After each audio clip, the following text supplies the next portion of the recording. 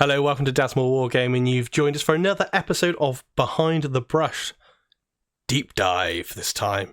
And we're joined by a wonderful guest, a very special guest, Miniwargamer Dave. Welcome, Dave. Finally, we finally caught him. And as always, my wonderful co-host, Mr. Dante Paints. How's it go? Good evening, not bad. How are you? Yeah. Getting over Nurgle's blessings? I've still got a little bit of Nurgle's blessing, but it's fine. Nurgle's rot. You have the Nurgle's rot. A little bit of Nurgle's rot, but hey, it's all good, right? It's all good. Yeah, fine. It's fine. But yeah, thanks for joining us, Dave. We have got some questions for you, we've got some questions. So me and Gareth usually take it in turns asking the questions. So hopefully, we get to know you a little bit better and get a glimpse into the life of Dave. I'm ready. Yeah, I'm not. So I'm going to hand over the first question to my co-host Gareth. So we like to break the ice on this with a nice, hopefully relatively easy one for all of our guests. When and how did you get into the hobby? This was just over 16 years ago. Got into the hobby. My friend Matthew Glanfield, who's my business partner, introduced me to Lord of the Rings. Now, growing up, I watched the movies. I was a huge fan of them. And I didn't grow up with tabletop miniature wargaming. It wasn't a thing that I did as a teenager. The closest thing I did was Mech Warrior with the miniatures and the mechs, but that's about it. Warhammer, didn't hear about it till I was early 20s. Right. That's when I discovered that. So that's how long, and that's why it was. Hey Dave, do you want to play Lord of the Rings? Yes, I'll play. What's Lord of the Rings? Oh, it's a tabletop game. Okay, I'm in. Like, it was an easy sell. Yeah. Oh, very cool. Very cool. I say most people will mostly know you from as being a co-owner of Miniwargaming, team member of Miniwargaming. Can you tell us a little bit more about what Miniwargaming is and how it started? So Miniwargaming it's an idea spawned from a conversation I had with Matt, which was, Matt, I don't want to do landscaping anymore. Do you want to do a business? and he said, yeah, do you want to sell these miniatures online? Like, okay, cool. Yes, I would love to do that. Anything but landscaping. Doesn't matter. I don't care. I don't care what it is. Oh, we play this tabletop game. It's fun. Do you want to sell it online? Like, yes, I will gladly do this and utilize whatever I can muster whatever artistic, creative energy that we can put into this and make it work somehow. So I was actually brand new to the hobby when we first started Miniwargaming, and the YouTube channel, 2007 is when we started the YouTube channel. So YouTube was brand new. It was just a very new thing. Advertisers weren't even advertising on YouTube at this point. It was like a bunch of kids on there. It's almost like how TikTok was treated when it first hit the scene. It was like, we're not going to take that seriously. We're going to advertise on there. So that's what YouTube was before everyone started advertising on YouTube. But yeah, it was a lot of fun. I've always been I gravitated to the arts and the theatrics and drama and painting and that sort of thing. So it was a natural fit from the very beginning. So I was quite comfortable to do whatever we were doing. It could have been painting tutorials, terrain tutorials, gameplay, all that stuff. We kind of just experimented from the very beginning. Yeah. You've got quite a big team now. There's a good sized team that comprises the team of Miniwargaming. So there's a lot of people behind the scenes that make things happen. Yeah. So we certainly wouldn't be where we are without the team. Yeah. So and I guess it enables you to make more content and stuff. So I mean, you've got such a back catalogue of stuff for people to check out. It's really, really cool. And I have to mention as well the vault as well. You've got the vault that people can check out. Obviously, it's another way of supporting you, and I will for YouTube people. I'll put all this in the description so people can check out if they want to your website and to the vault and things like that. Thank you for that. So I do recommend people go do that. But yeah, it's a great channel. I've been watching it for like many years. I enjoy the battle reports and I just the general feel of it, how it's laid out and how it's done. It's only gone strength to strength, with the bunker and things like that you've got, and the wicked studios that you're in and things like that. It's it's amazing stuff, man. So thank you. Congratulations on everything as well. Thank you for that. Yeah, I appreciate you saying that. Labor of love, many years, many people. It took the community certainly to make all of this happen, and continues to make it happen. So I really appreciate you mentioning the Mini Wargaming Vault for that. We started that membership before Patreon. Isn't that crazy? Before Patreon even existed as a thing, man. Like it's crazy to think that's how old we are. Don't. So speaking of labor of love, nice hand over there, Daz. We also come up with your own game and range of minis, which I think currently encompasses 3 races called Ravaged Star. Could you tell us a bit more about the project as a whole, how it started out, what we can expect in the future?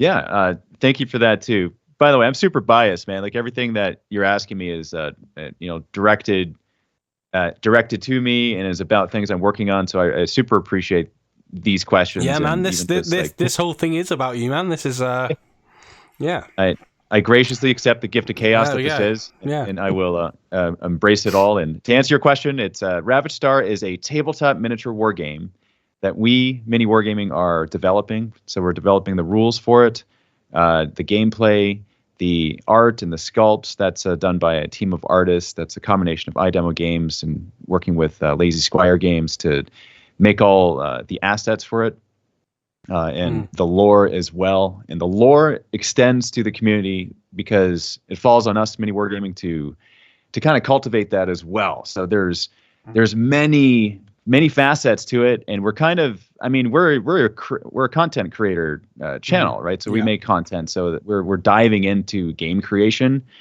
which is a dream of ours. We've dreamt of doing that for many, many years. And so we're at the stage of our evolution where we're doing that now, and it's community driven. So lots of feedback from the community. There's a lot of polls that we run for, what do you guys think? What kind of minis do you want us to make? What's the material? What should it be? And how many minis in a box? And what kind of factions do you want next? And so you mentioned 3 factions.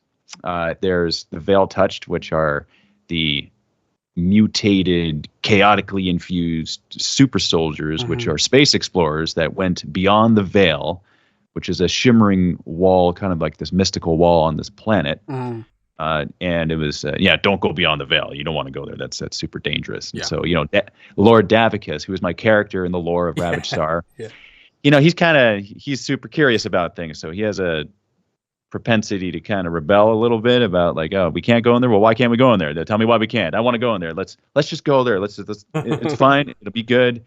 And so he takes a fleet across the veil, and he stays there for a good 60 years. And what he finds on the other side wasn't what he was expecting. It's actually a prison world created by incarnate mystics, which are wielders of magic, to house a god of fear named Strzok. And so after he and his fleet spend 60 years beyond the veil, they come out kind of conditioned to do the bidding and will of Strzok, who is the god or goddess of fear.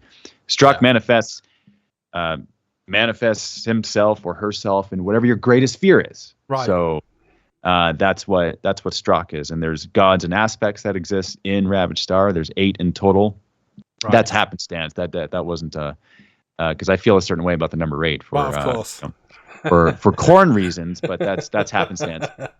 But that's the Veil Touched, and so that's a fun faction. They originally were the Vanguard, which are space explorers. A favorite of Lord of Chaos. No surprise. Yes. No surprise.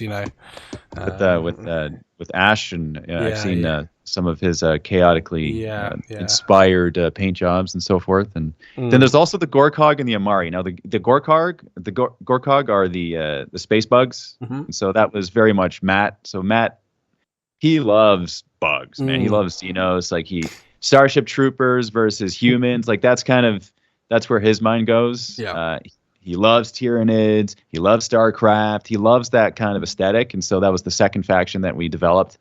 And there's a lot of inspirations for the aesthetics of the models because the artists are beyond talented, who are working on like the concept artists and the sculptors. It's just amazing, the stuff that they've developed for the IP of Ravaged Star. So I'm super proud of that, to be part of that. And that's a fun faction too. And my kids are into it. Like they like painting the minis, and my son Ryan specifically, who's 9 years old, he loves the Gorkog. He loves painting them up, and it's like he's super biased, right? So there's a table set up in the dining room table right now, set up for Ravaged Star. So when I go home tonight, I'll be play testing the game with him. In addition to all the other play testing that's also happening. So we have over 1,000 people in the Discord, a part of the play testing group, and that's growing every day. Just more participants kind of giving their feedback. Tabletop simulator, you can play Ravaged Star just to help play test it. The beta rules are done, and I can shoot you links to that great. for those who are curious to participate. I have tabletop simulators, so yes, please. Amazing. And then also, and last but not least, is the Amari, which is the space dwarf faction. I love that because everyone has kind of their own aesthetic and their own kind of thing that they gravitate to. Now, the Engineers of War, or the Amari, the dwarves in space, they're a remnant of what they once were. So billions of Amari dwarves were slaughtered by Gorkog, so the remnant of their faction is the military arm. So that's why you got the mechs and the drones and the kind of the more militaristic aesthetic going on there. And they like their war machines, and so they like their mechanism and their rocks and their stones. So lots of big beards. We have shield maidens, shield wardens, also incarnate mystics as well. So wielders of magic. So there's a lot of different flavors within each faction that you could play. But if you wanted to play a horde army, you could. In every faction, if you wanted more like a vehicle or mechanized, if that's your flavor, then there's that option too, or monsters for Gorkog. So it's just a lot of fun, and it's fascinating to explore the development of this because we're learning along with everyone else in terms of what's the best way of going about this. Like we haven't made a game before at this scale. No. The smallest thing that we've done in the past is a board game. Which was kind of under the radar a bit. It was more an experiment to see how that would go, completely unrelated to tabletop games. But this is specifically a tabletop miniature war game where the rules are being developed by us, by Matthew specifically, and there's no better person to develop the rules for it because he's developed narrative campaigns, custom over 70 campaigns he's written and developed. And this is in addition to his like Dungeons and Dragons dungeon mastering, which he does and has been doing for years, right? And the countless campaigns over the years that he's done for that too. He's just his mind works really well for it. Yeah. So I know my place in this, which is to get excited about the plastic, where I get excited about characters, and I love the enthusiasm, and I share that, and I spread that with individuals such as yourself. Which shout out back to you, man, for helping with the promotion of the campaign. In your live streams and giveaways like that, I super appreciate that. You know what? You jumped in there. I was just about to say the same, but the opposite. I was just going to say just a shout out to you for allowing us to do the giveaways and get some of these miniatures out there to the people that watch us. And man, that was so fun to give them away. Like we were showing them off like on stream and things, and our chat was getting like all hype about it and things like that, and were asking questions that we couldn't answer. It's just like, I don't know, they're just cool. Look at them. Like, what do you want me to say? And I appreciate that so much. Yeah, man. Like, they're just amazing. Like, I mean, I love my like dwarf armies anyway. Like, I'm a massive like chaos dwarf like nerd. So like, these were like, right on my street. Like to do like. The Amari. Jesus Models in chat, who's one of the regulars, has done the pledge for the dwarf army. Nice. There you go. Ooh. He's just waiting for those to show up. Awesome. I love that. Thank you so much for that support. And to answer the second half of your question, where's it going? Like, what's the eventual goal of Ravaged Star? It's it's a train. So there's a lot of moving parts, but it's moving nonetheless in the development of everything. And because there's so many people involved, like the first we've done 2 GameFound campaigns. The first one was for the Veiled Touched faction, which was only miniatures. There was over 4,000 backers for that one. So just copious amounts of support from the community, which is super humbling and very exciting at the same time. And the second campaign, which also included some of the minis from the first faction, and then the other 2 factions plus a game. We discovered that the audiences were actually different for the campaigns. One was people who were interested in just the miniatures, and the second campaign were people who are interested in a new game because they were curious about that. Both campaigns were successful, and the eventual goal is this: that in videos we can say, pick up Ravaged Star at your local gaming club. That's what we want to say. That is the eventual goal, is to support local hobby communities and local gaming stores. Amazing. Yeah. So we did a GameFound campaign so that we can start the whole process, get the initial molds made, have it created in a factory, have the hard PVC plastic miniatures made so that it's higher quality, they're more durable. We did tests. I ran over minis with my truck. Yeah, and I saw the video where you were doing showing how durable they are. Yeah, and it was important to me that it was something that you couldn't necessarily just kind of do with a 3D printer or whatever, because you need that higher standard for it to stand out amongst the sea of possibilities that exist in our space. Yeah, and so that's hard, like plastic injection, the hard PVC, the hard plastic, and then the PVC plastic. Like those are the top when it comes to the quality. Yeah, and it kind of just falls in line from there. So we wanted plastic injection is that would be the pinnacle, but it requires insane amount of startup for that. Whereas the PVC is a reasonable startup, still big, still a lot. But more reasonable. So that's the route that we went.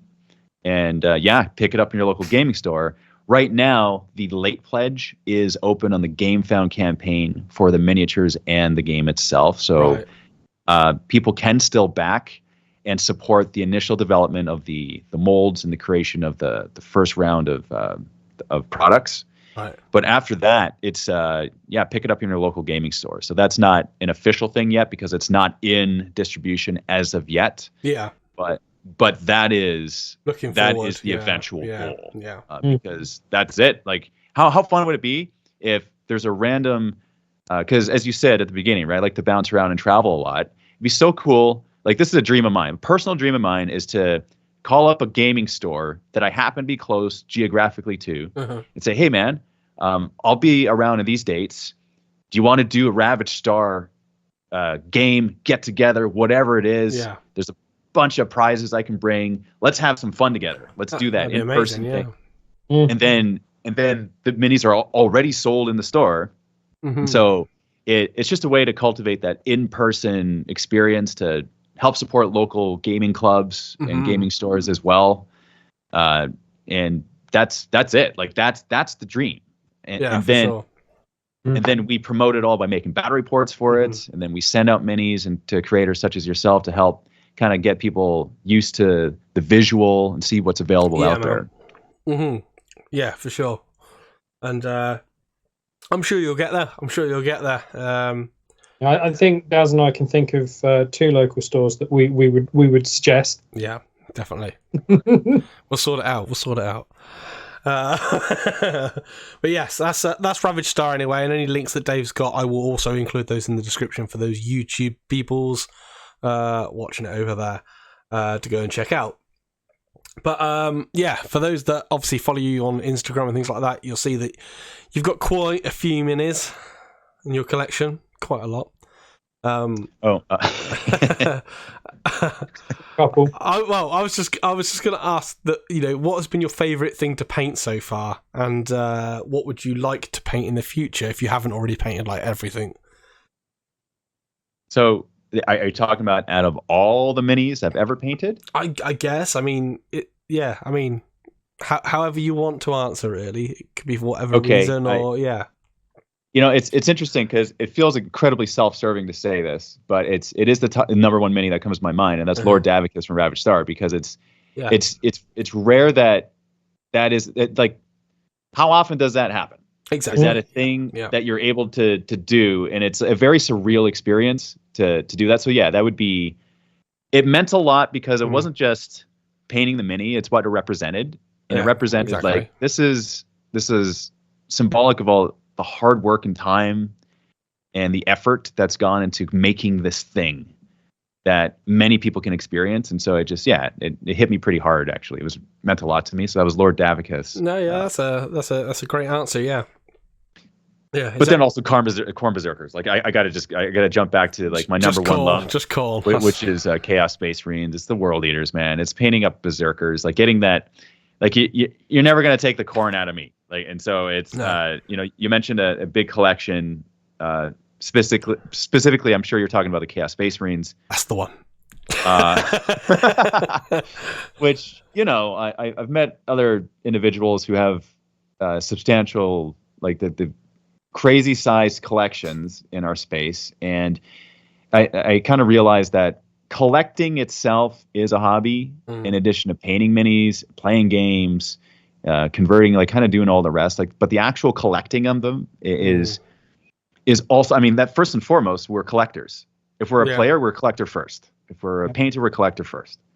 And it's interesting the kind of the perception surrounding that, because there's certain attitudes like, well, did you paint all the minis? And if you haven't, well, it's not really a collection. And kind of like these thoughts. And it's, that's it. Really, in my mind, there's no right or wrong way to collect or to hobby or to do any of that. Like, some people, they don't paint at all. They just like collecting minis. Yeah. They just like collecting things. And some people, they only paint and they don't share it at all. They don't post it. It's just for them. It's a them thing. Mm-hmm.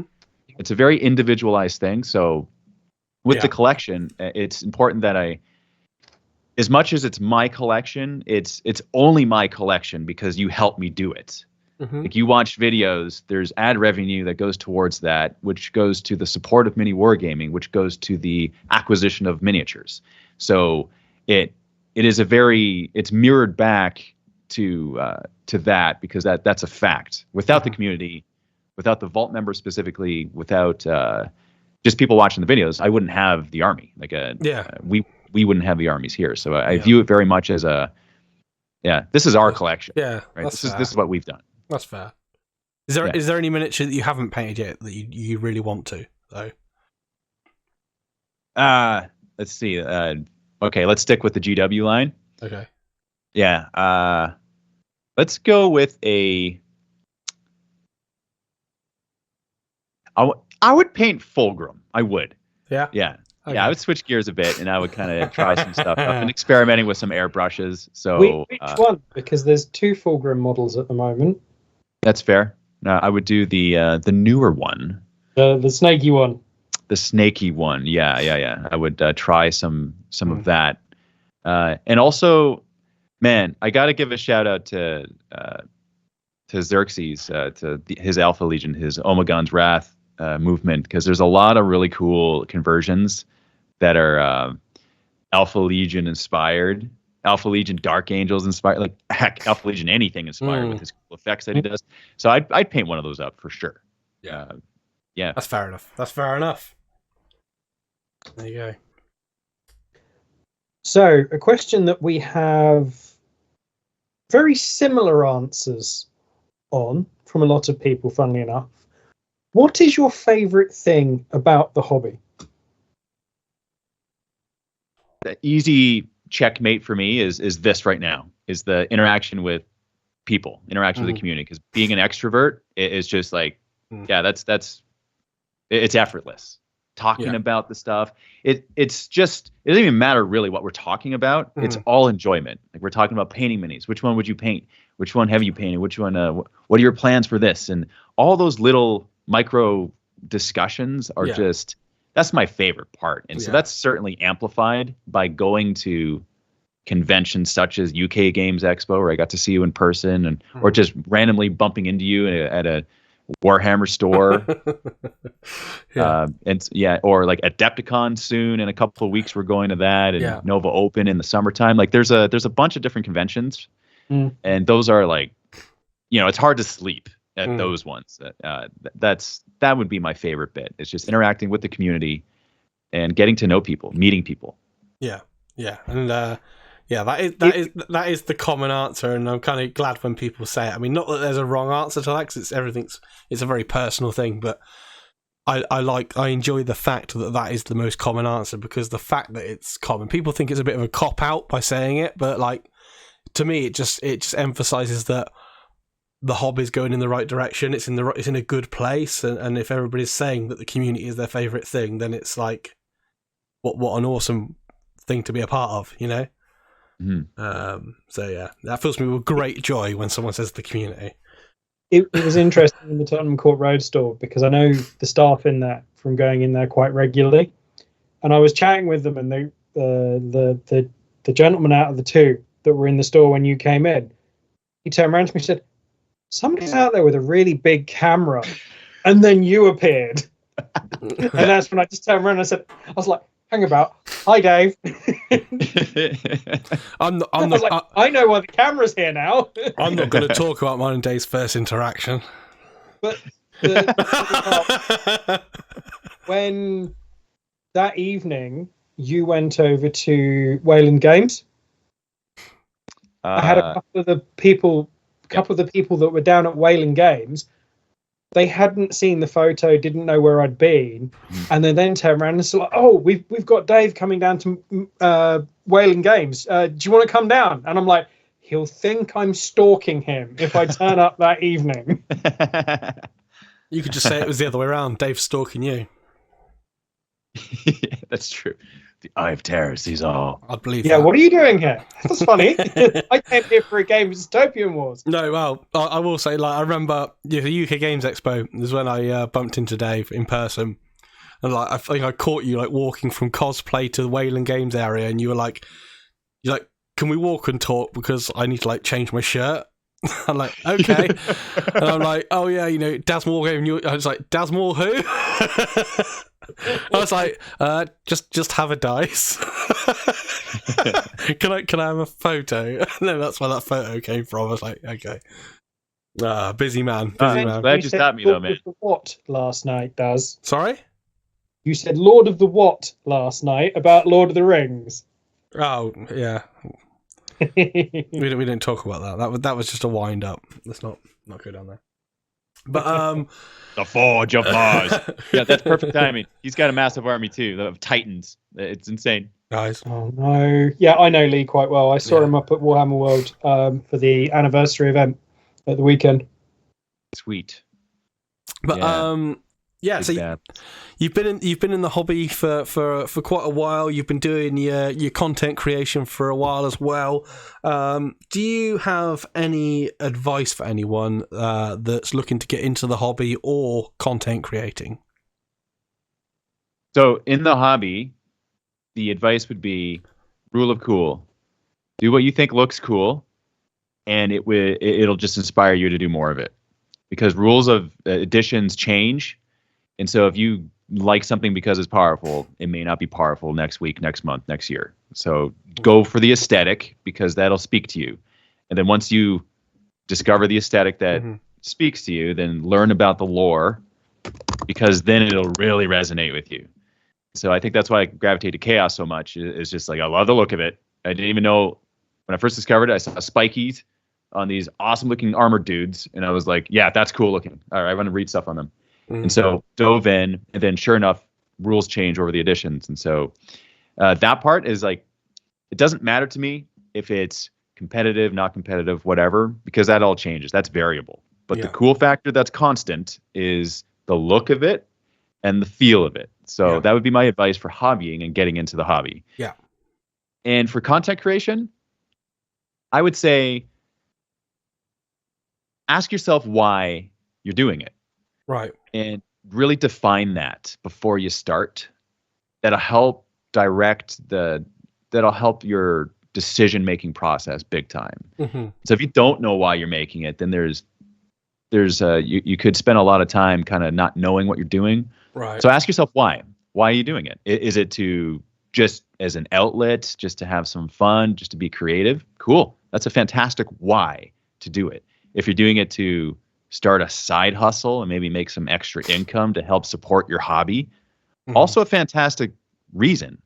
And that could also, once again, help the direction of your account or your channel or whatever. But ask yourself why. Why are you doing it? And why do you enjoy doing it?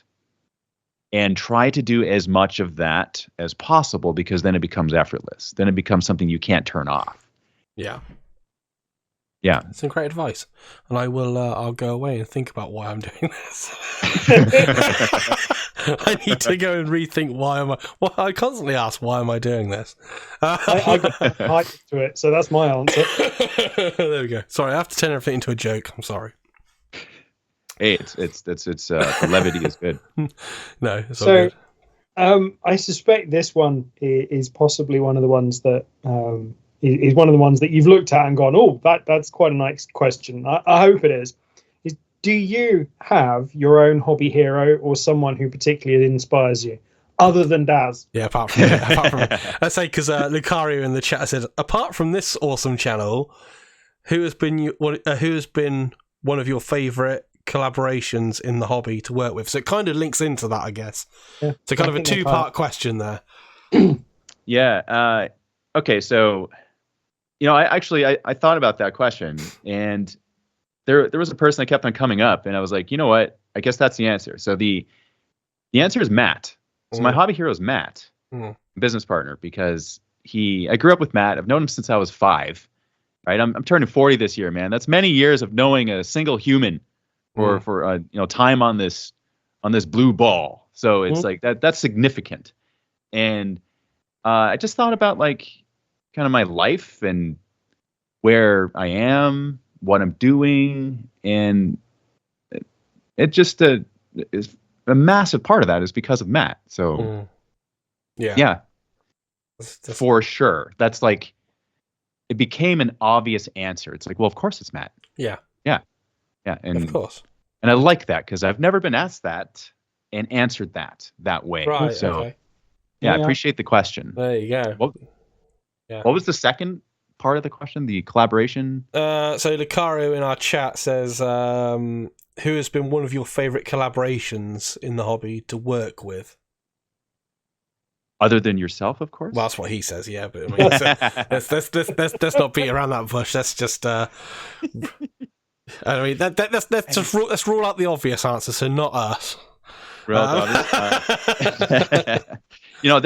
That is a tough question, because I've had the honor of and privilege of working with and collaborating with so many creatives over the years, and I feel like there's like almost like the paradox of choice, the instant regret. If I choose someone, it's like, well, who haven't I chosen? And so that's got to be like a roulette, where it's all right, let's spin the wheel and whatever comes up first, because there's just so many. Yeah, it's kind of unfair. One that comes to mind, I'll just do it because I'm thinking about him. So have you ever seen Aljurathan? Have you ever seen the Legion of the Damned stuff that he's done, his conversions? He has he has an Instagram account. Yeah. And what he does is conversions of Legion of the Damned using green stuff. And so there's flames and bits on all these different various chapters that have now become Legion of the Damned. And he's named his own successor to that, which is the Legio Damnatorum. And those conversions, they blow my mind. Like, I look at that stuff. They are so cool. I discovered him years ago, and I sent him a message and I said, hey man, you don't know me. I don't know you, but I love your models, and I'd love to use them in a narrative campaign on the channel if you're at all interested, which I understand if not, because they could get lost in the warp through shipping, and I know how much artists, they kind of like, you put a lot of sweat and blood and time into your armies, right? So it was just a shot in the dark. I sent him a message, and he was amazing. He was like, absolutely no problem, I'd love to send them to you, and I'm excited to see what you do with them in a video. So that was awesome. So I did a whole campaign with Scarredcast on the channel, and it was so cool. It was just seeing those minis in person, and then just being a part of that, and then seeing the stuff that he's made since. Yeah, that's one of my that's definitely one of the top collaborations that I've done. So much so that it's inspired kind of what you're looking at. Like this whole setup. This is the Hobby Hunter setup, and so it's a new series that I'm filming starting tomorrow with the first episode. He's episode number 1, just like where it's an artist showcase, showing all the cool stuff that they worked on, and be like, hey guys, it's kind of like what I do on Instagram, where I like to just find different artists in the community, see the cool things they've done, and just like get excited about it. Because I don't know about you, man. When I see cool stuff, it's contagious. I just want to share it and be like, you got to check this out. You got to see this Legion of the Damned stuff, because I can't help it. It's now. Yeah. I can't unthink the cool factor of the plastics, and so Aljurathan, cool. He'd be my answer there. There you go. I see some other bits coming up in the chat, but we'll see if we can get to those at the end, if that's all cool, guys. So you are a huge inspiration to many in the hobby. There's no denying that, Dave. I know you may not like me mentioning that, but you are. And you're a huge advocate for mental health awareness as well. So I just want to know, how do you feel the hobby and its community supports mental health? And is there any advice for anyone out there that may be struggling? I feel like our community, I'm quite biased when I kind of share my thoughts and feelings on it, because it's very much home to me. And so, kind of like if you've had a bad day at work and you kind of like share that with those whom you care about in your home, that's just a certain feeling. There's a certain amount of trust and kind of, vulnerability that you're okay with kind of showing, and just kind of sharing a part of yourself that way. And that's how I feel about the wargaming community. That's certainly not everyone's feeling towards it, because everyone has a different approach, right? There's many different approaches and reasons for participation, but that's a personal reason of mine and comfort of mine, because I suppose it's just the amount of time that I've spent in the community. But I feel like there's certainly been a rise in mental health awareness.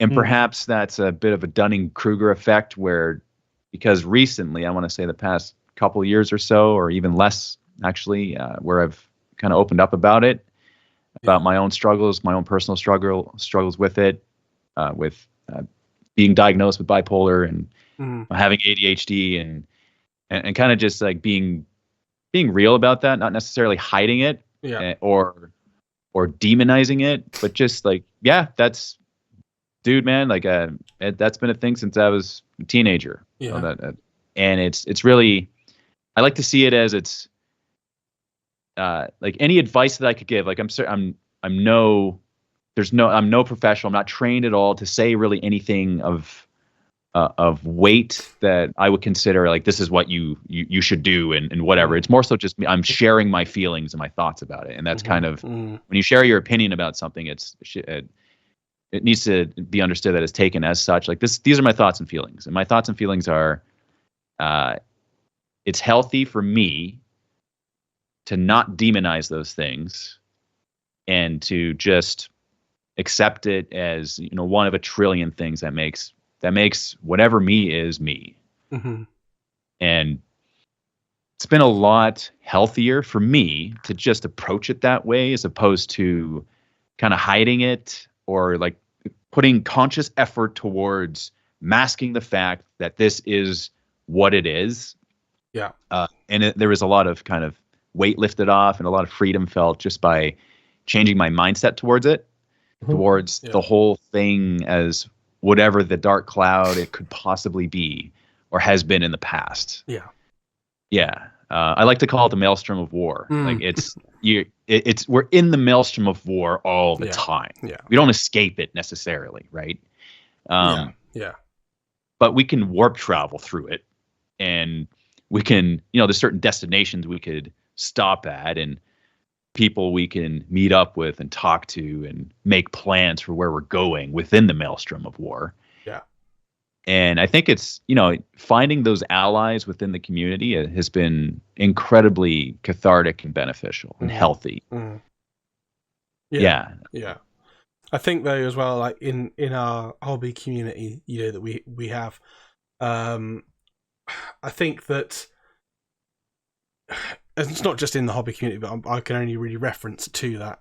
But I think it's always good to be talking about how you're feeling, things like that. And I think that it's something that generally people don't want to do anyway. And it takes one person to sort of get that flow going. And, that's what I'm grateful to you personally, because, I was once like that, and it took like someone like yourself to speak about it, that someone that's, got, with, the followers and with Miniwargaming, things like that, got the outlets to get that out there. Like, you started speaking about it, so therefore it felt more okay to speak about it, and then that just goes downstream.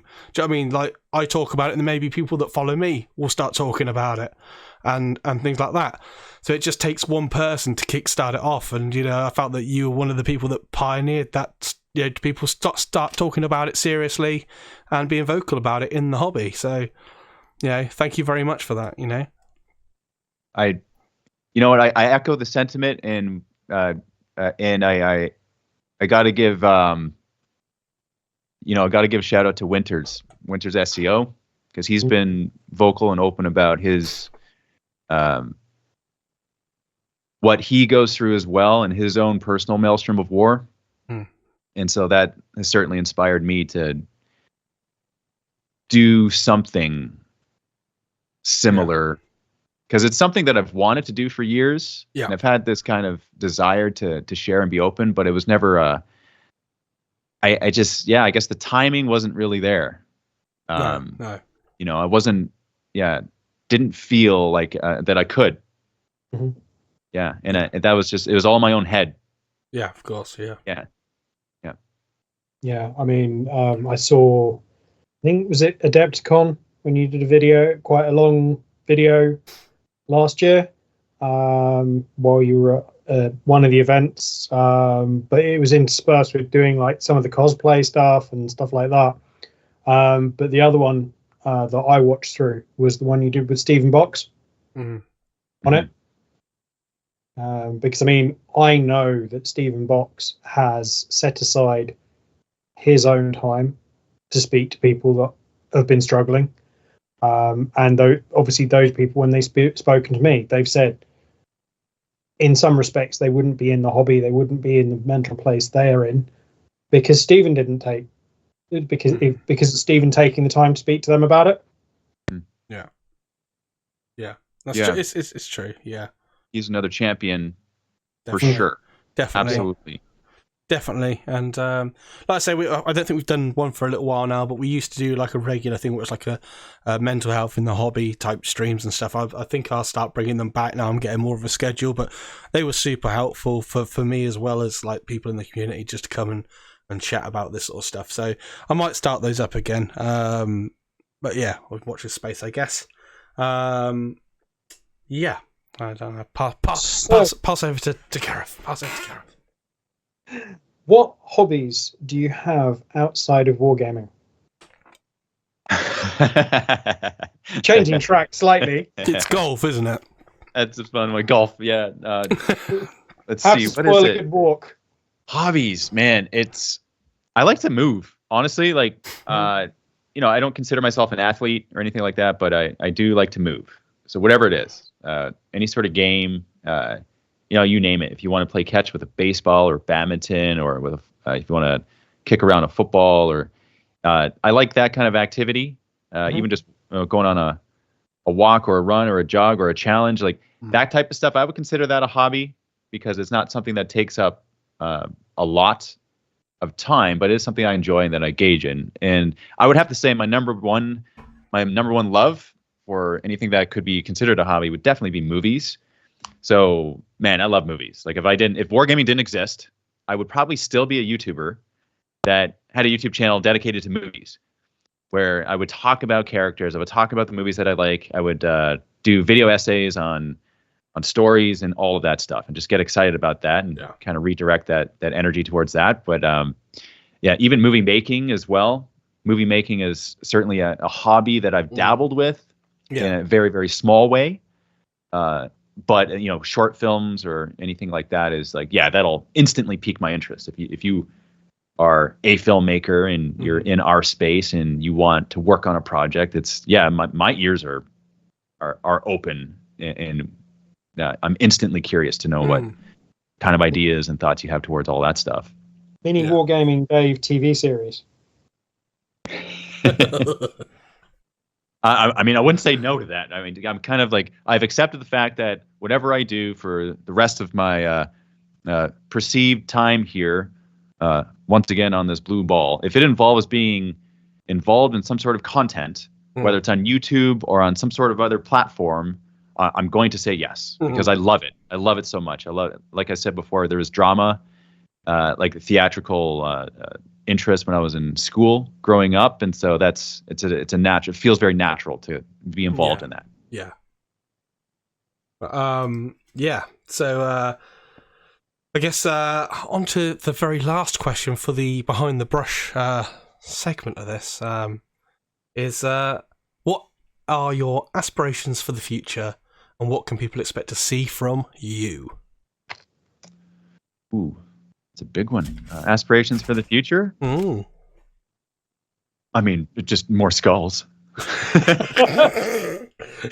Cut video there. Just cut video there. So roll end credits. That's it. That's all I want. What are you going to see? More skulls. It's got to be a perfect end of the video, and it was just Dave saying more skulls. Finished. More skulls. We could end in there. We could give you a longer one, but it's up to you. But yeah, no, that's fine. If there's a longer answer, I assume it's more of the same. Generally, it is for people. So I think you've mentioned like with Ravaged Star, where you want to go with that, and obviously Miniwargaming keeps growing, things like that. And I guess that is you. That's a massive part of who you are. I guess is the Miniwargaming stuff. So I guess your aspirations for the future involve that in some way. You know what? There's no hiding this. That I'm transparent about. Like I can't turn it off. Like it's like I stay up late so much because the brain just doesn't stop. It's just there's a constant flow of ideas and conversations and projects, and it kind of suits really well to like a person such as myself who certainly has the ADHD, and I can bounce around 50 different things, and it may not be the most efficient or perceived efficiency when getting things kind of executed, but what it does do is it makes it so some stuff gets done, and the some stuff that gets done is the stuff that you see. And I like to classify those things as the best ideas. So the best idea is the one that ends up happening out of the sea of ideas that we talk about. And so, expect to see more. Expect to see more miniatures, more games, more collaborations, more video series, more fun, more reasons to get together and to kind of just engage. Just expect to see more. Yeah, amazing. So I say that is the end of the Behind the Brush part of this live stream. So for those who are watching on YouTube, this is the end of the line for you guys. We'll carry on a little bit on Twitch. Just get some questions in from the chat. If you want to be a part of these recordings, then do go over to Twitch and give us a follow, or better yet, a sub over there. You'll get notified when we go live, and you can be part of these recordings and all the other shenanigans. I just want to say a massive thank you to my co-host, Mr. Dante Paints, for helping me do these. I couldn't do it without you. So thank you very much. Always a pleasure. And a massive thank you to our wonderful guest, Mr. Miniwargamer Dave. Thank you for joining us on this little adventure. So all the links to all of Dave's stuff will be in the description on YouTube. YouTube people, stay safe and happy hobby all.